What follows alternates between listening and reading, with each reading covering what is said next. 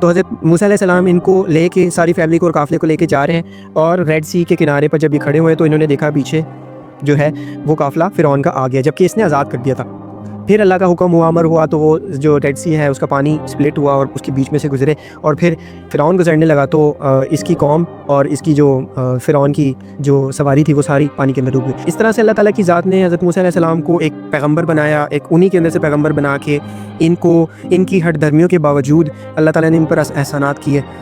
جیسے سورہ بقرہ کے اندر اللہ تعالیٰ بار بار کہتے ہیں کہ یا بنی اسرائیل اذکروا نعمتی التی انعمت علیکم وانی فضلتکم علی العالمین، یعنی ان نعمتوں کا ذکر کرو اور ان فضیلتوں کا ذکر کرو جو ہم نے تم پر کی عالمین سے ہٹ کے۔ سبحان اللہ، یعنی اللہ تعالیٰ خود بتا رہے ہیں کہ تمہارے کو جو میں نے احسانات کی ان کا ذکر کرو۔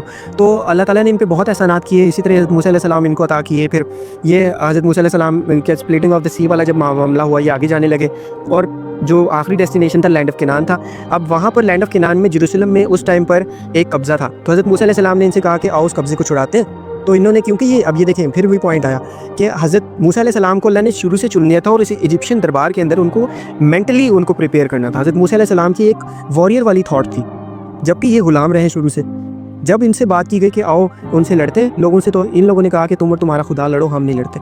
پھر وہ اللہ تعالیٰ نے ان کے اوپر آیات نازل کی، ان کو سزا کے طور پر 40 سال تک بھٹکنا پڑا صحرا کے اندر۔ اس دور کے اندر بھی ثابت والا واقعہ ہوا، اللہ تعالیٰ ان پر احسانات کرتے رہے، منہ و سلویٰ اتارا اللہ تعالیٰ نے، پھر اللہ تعالیٰ نے 12 چشمے اتارے ان کے لیے۔